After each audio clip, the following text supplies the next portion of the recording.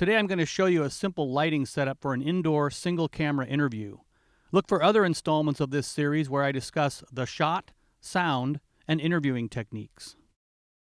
Standard three-point lighting starts with a key light, the strongest light, which in filmmaking establishes the main light source for a scene, but in an interview is usually the light that the subject looks toward. The backlight provides a separation of the subject from the background, helping give the shot a third dimension, depth. More on that later. It also gives the subject a rim or halo of light on their hair and shoulder. This is especially nice for people with big, dark hairdos. When the backlight is rotated a little bit more to the side of the subject, it becomes what's called a kicker. That puts just a touch of light raking across the side of the forehead, the cheek, and/or the neck. It can be a nice mottled look. The fill light is self-defining. It fills the opposite side of the key light. If it's the same intensity as the key light, that's flat lighting. Very boring in my humble and experienced opinion.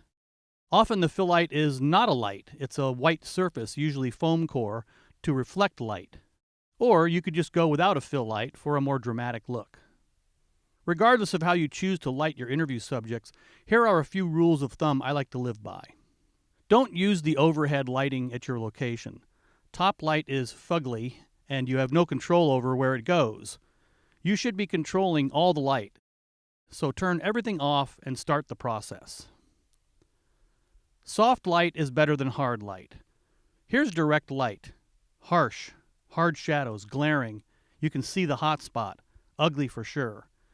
Here's the same direct light on full flood. Most lights have a spot flood adjustment that narrows and spreads out the beam of light.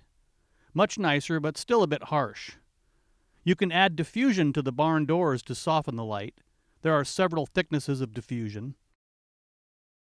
Here are 3 examples. Now here's the same light shooting through an umbrella or a softbox. Highly diffused, very soft, much nicer. And you can move this light very close if necessary, and it won't be too blinding for your subject. If you have C-stands and a silk, this is very good for softening the light. To add depth to the shot, I mentioned the backlight separation, but you should also use a background light.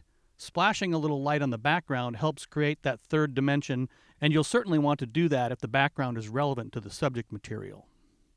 These same principles can be used in outdoor setups as well. You'll just need bigger lights to compete with the sun, and you'll obviously want to use the sun as a key or backlight using a 4x4 silk.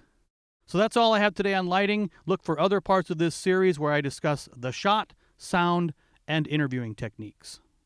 Until next time, look for more video blogs at bigsley.com.